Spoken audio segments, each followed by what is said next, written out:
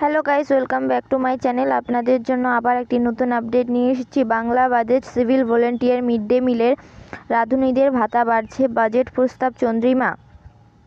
West Bengal budget 2024 civil volunteer বা green police বা village police সহ যে সমস্ত চুক্তিভিত্তিক কর্মীরা অবসরকালীন সুবিধা হিসাবে 2 লক্ষ টাকা অথবা 3 লক্ষ টাকা পাওয়ার যোগ্য, তাদের সেই টাকার পরিমাণ বাড়িয়ে 5 লক্ষ টাকা পর্যন্ত করার প্রস্তাব দেওয়া হয়েছে।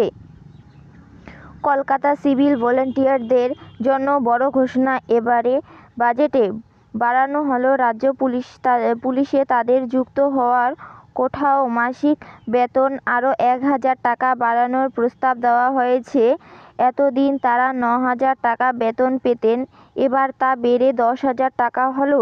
রাজ্য পুলিশে যুক্ত হওয়ার কোঠা বাড়িয়ে 10% থেকে 20% প্রস্তাব দেওয়া হয়েছে।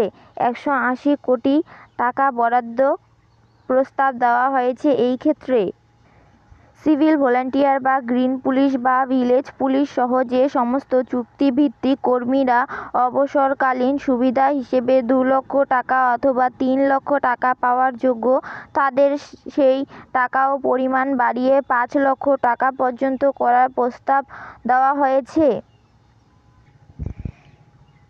এই সঙ্গে চুক্তিভিত্তিক গ্রুপ ডি ও গ্রুপ সি কর্মীদের মাসিক পারিশ্রমিক যথাক্রমে 3,000 টাকা ও 3,500 টাকা করে বৃদ্ধির প্রস্তাব দেওয়া হয়েছে। এই বাজেটে 288 কোটি টাকা বরাদ্দ হয়েছে এর জন্য।